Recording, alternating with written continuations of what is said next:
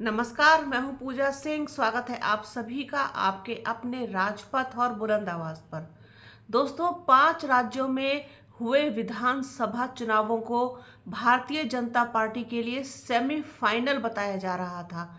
कहा जा रहा था कि अगर इस सेमीफाइनल को पार कर लेती है भारतीय जनता पार्टी, पास हो जाती है, तो फिर उसके लिए 2024 की राह जो है वो बहुत ही आसान हो जाएगी।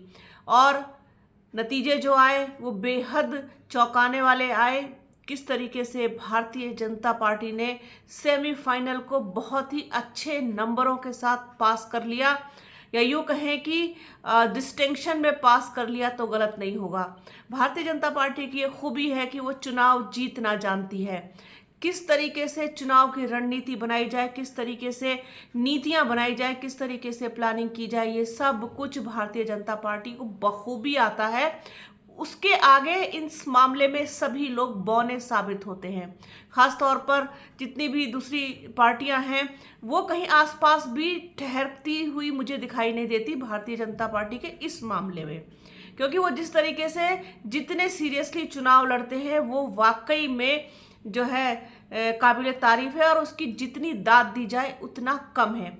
यहाँ ये सवाल नहीं पैदा होता कि हम किसके फेवर में बोल रहे हैं या किसके पक्ष में बोल रहे हैं। जिसकी जो चीज़ है, जिसकी जो अच्छाई है, या कहना चाहिए कि जिसकी जो खूबी है उसको बताना और समझाना वो बेहद ज़रूरी है। और दूसरे लोगों को चाहिए कि इनसे सीखें और सबक लें। अब अगर बात करें हम छत्तीसगढ़ की, मध्य प्रदेश की और राजस्थान की, तो यहाँ पर क्लीन स्वीप किया है भारतीय जनता पार्टी ने। अब देखने वाली बात ये होगी कि कांग्रेस जो है, जिसको समझा जा रहा था कि कम से कम मध्य प्रदेश में और छत्तीसगढ़ में तो ये कमबैक करेगी, अपना वापस आएगी, लेकिन ऐसा नहीं हुआ। साथ ही साथ बसपा का खाता भी नहीं खुला मध्य प्रदेश में और छत्तीसगढ़ में। राजस्थान में केवल 2 सीटों के साथ संतोष करना पड़ा बीएसपी को। समाजवादी पार्टी की इससे बुरी हालत हुई। समाजवादी पार्टी ने अपना गुस्सा, अपनी नाराजगी सब कुछ दिखाया कांग्रेस के साथ, जो है कांग्रेस के प्रति, और कांग्रेस के साथ जो रार है वो भी साफ तौर पर देखने को मिली। सारी सीटों पर मध्य प्रदेश में चुनाव लड़ी समाजवादी पार्टी, लेकिन कुछ भी हाथ पल्ले नहीं आया, ना तो मध्य प्रदेश में और ना ही राजस्थान में। मध्य प्रदेश में बहुत ही कम जो है वोट परसेंटेज मिला। बहुत सारे लोग ये कह रहे हैं कि नुकसान किया समाजवादी पार्टी ने कांग्रेस का। मुझे नहीं लगता कुछ नुकसान किया। अगर आप वोट परसेंटेज देखेंगे तो बहुत हैरानी होगी आपको। 0.46% मात्र वोट पाई है समाजवादी पार्टी। किसी कैंडिडेट को 411, किसी को 600 समथिंग, किसी को 800, किसी को 1000, किसी को 2000। तो इस तरीके का वोट पा लेना कोई बहुत अच्छी उपलब्धियों में नहीं गिना जा सकता। अब जो मेन मुद्दे की बात है वो ये है कि क्या 2024 के लिए कांग्रेस के लिए सुटेबल है समाजवादी पार्टी, या फिर ज़्यादा बेहतर विकल्प है बहुजन समाज पार्टी। क्योंकि मुझे लगता है कि अखिलेश यादव जो है वो कांग्रेस पार्टी को किसी भी तरीके से ज़्यादा सीट देने के मूड में नहीं है, क्योंकि कांग्रेस ने जिस तरीके से उनसे 20 सीटों की मांग की थी और वो उनको 20 सीट भी नहीं देना चाहते हैं। वहीं अगर कांग्रेस जो है वो बसपा सुप्रीमो मायावती से बात करती है और उनकी आपसी कोई सहमति बनती है, तो मुझे लगता है कि 20 सीटें जो हैं बहुजन समाज पार्टी कांग्रेस को दे सकती है। और अगर वास्तव में आपको उत्तर प्रदेश में अपनी इतनी बुरी हालत नहीं करनी है जैसी दूसरे राज्यों में हुई है, तो फिर आपको बहुजन समाज पार्टी से जो है हाथ मिला करके चलना ही पड़ेगा। और ये उतना ही फेवर में बहुजन समाज पार्टी के लिए भी रहेगा, क्योंकि आप देख लीजिए कि इन्होंने 2024 की जीत की पटकथा भी लिख दी है। जिस तरीके से इन्होंने, आप मान के चलिए कि 3 राज्यों में जिस तरीके से वोट पाया है, जिस तरीके से जनता का प्यार, समर्थन, एवरीथिंग, मतलब अब बहुत सारे लोग इसमें दूसरी चीजों को भी लेकर के आते हैं। अब साम दाम दंड भेद सब सारी नीतियों से चुनाव जीतना जानती है भारतीय जनता पार्टी। अब आप ये देखिए 2024 में फिर उत्तर प्रदेश में आपको क्या लगता है कि क्लीन स्वीप नहीं करेगी? अगर आप सब अकेले अकेले लड़ोगे तो किसी के हाथ पल्ले कुछ भी नहीं आने वाला, क्योंकि उत्तर प्रदेश को इतनी आसानी से हाथ से जाने नहीं देगी भारतीय जनता पार्टी। उसके लिए आपको बहुत बहुत जो है मेहनत के साथ साथ एक ऐसी ठोस रणनीति बनानी पड़ेगी जिसमें आप उसको रोक सकें, जिससे आप उसको रोक सकें भारतीय जनता पार्टी को। और ये जो बहुजन समाज पार्टी है, इसका जो अपना वोट है, और मुझे जैसा लगा और जो मैंने अनुभव किया कि मुस्लिम भी जो है वो कांग्रेस के साथ मुझे आता हुआ दिखाई दे रहा है। तो दलित प्लस मुस्लिम, और उधर पश्चिम में आरएलडी अगर रहती है इस इंडिया अलायंस में, कांग्रेस के साथ रहती है, तो उधर पश्चिम में जाट और मुस्लिम ये भी कांग्रेस के साथ अगर आए तो आप जो है एक अच्छे रिजल्ट की उम्मीद कर सकते हैं। अदरवाइज आप इस चीज़ के लिए तैयार रहें कि जिस तरीके से इन्होंने इन राज्यों में प्रदर्शन किया है, वही प्रदर्शन ये 2024 में दोहराएंगे और निश्चित रूप से दोहराएंगे।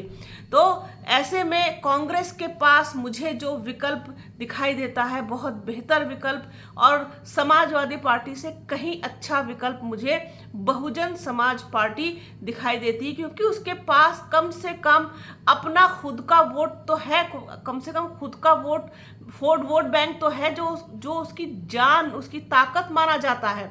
समाजवादी पार्टी अपना खुद का आधार भी लगभग जो है वो खो चुकी है। और दूसरी जो सबसे बड़ी ताकत उसकी मुस्लिम हुआ करती थी, मुस्लिम जो वोटर था वो समाजवादी पार्टी की ताकत हुआ करता था, वो भी मुझे इनसे छिटकता हुआ अब पूरी तरीके से दिखाई दे रहा है। क्योंकि 2022 के बाद मुसलमानों की भी समझ में आ गया है कि अखिलेश यादव और समाजवादी पार्टी की जो नीतियां हैं वो मुस्लिम हितों की रक्षा करने में या मुस्लिमों के लिए स्टैंड लेने में जो है वो असफल रही है। तो इसलिए उसका मन जो है इनकी तरफ से हट करके अब वो अपने लिए दूसरा विकल्प जो है तलाश कर रहा है, और ऐसे उसे कांग्रेस जो है वो बेहतर विकल्प दिखाई देती है। अगर कांग्रेस के साथ वो जा सकता है और अलायंस होता है बसपा का और कांग्रेस का, तो मुस्लिम्स को बसपा के साथ आने में भी कोई दिक्कत नहीं होगी, और जो बसपा का खुद का कोर वोट बैंक है उसको भी कांग्रेस के साथ जो है कहना चाहिए समन्वय करने में कोई दिक्कत नहीं होगी या नहीं होनी चाहिए। तो ऐसे में कांग्रेस के लिए एक बहुत बेहतर विकल्प है, क्योंकि उत्तर प्रदेश एक ऐसा राज्य है जहां पर मान के चलिए आप 80 सीटें ही तय करती हैं किसी भी लोकसभा का जो भविष्य है। और बसपा एक ऐसी पार्टी है जो न सिर्फ उत्तर प्रदेश में बल्कि राजस्थान में, मध्य प्रदेश में और छत्तीसगढ़ में भी दखल रखती है। समाजवादी पार्टी से कहीं ज़्यादा जो है उसके पास पोटेंशियल है कि वो दूसरे स्टेट में भी अपना जो है एक अच्छा खासा वर्चस्व रखती है। भले ही उसको सीट्स मध्य प्रदेश में ना मिली हो या छत्तीसगढ़ में ना मिली हो, राजस्थान में 2 सीटें मिली हैं और बहुत सारी सीटों पर वो सेकंड पोजीशन पर रही है, और सेकंड पोजीशन पर तो बहुत सारी सीटों में मध्य प्रदेश में भी और छत्तीसगढ़ में भी रही है। तो कहीं अच्छी जो है स्थिति में मैं बहुजन समाज पार्टी को देखती हूँ। तो कांग्रेस ऐसे में बिल्कुल भी नहीं चाहेगी कि उसके हाथ से ये विकल्प जो है निकले। अब बात जो है वो कहाँ आके अटकेगी, बात किन चीज़ों पर आकर के जो है रुकेगी, या फिर कहना चाहिए कि दोनों में कोई बात होगी या क्या होगा, जैसे भी होगा। क्योंकि ये बात तो देखिए समय रहते कर लेनी बहुत ज़रूरी है, तभी कुछ बात बन सकती है। क्योंकि उत्तर प्रदेश में बीजेपी को रोकना फिर जो है लगभग असंभव हो जाएगा अगर आप इस तरीके से अलग अलग होकर के या फिर एकला चलो की नीति पर ही कायम रहते हुए आप अगर लड़ना चाहो तो फिर आपके पास और कोई रास्ता नहीं रहेगा, फिर आपको शून्य पर आते हुए भी देर नहीं लगेगी।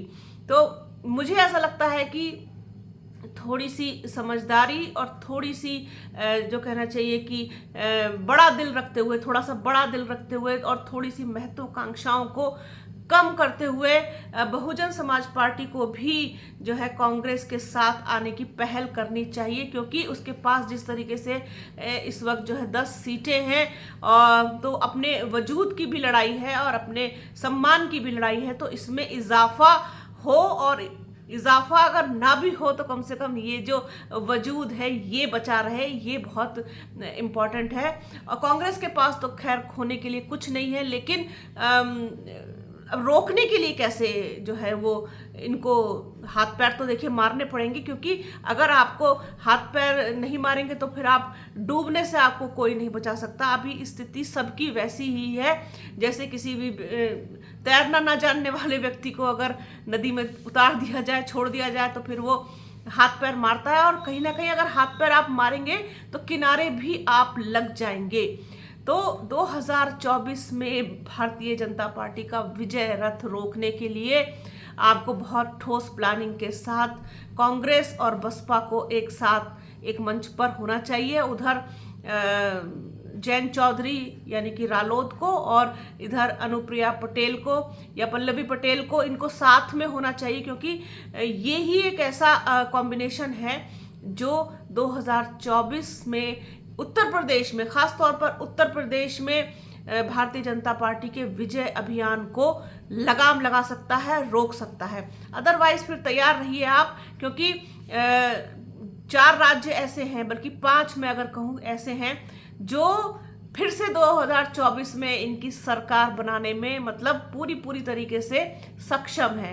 इस पर मैं एक अलग से वीडियो करूंगी, अलग से बात करूंगी, लेकिन फिर भी आपको मोटी सी बात आपको बताती हूँ। उत्तर प्रदेश हो गया, मध्य प्रदेश हो गया, राजस्थान हो गया, गुजरात हो गया और हरियाणा हो गया, और अब तो अब छत्तीसगढ़ को भी मिला लीजिए आप। तो ये 5 राज्य ऐसे हैं जो दोबारा से जो है भारतीय जनता पार्टी की सरकार जो है बनवा देंगे 2024 में। इसको जो है कोई रोक नहीं पाएगा, और इसमें संदेह भी नहीं है, जरा सा भी संदेह नहीं है, क्योंकि ये कड़वा सच है।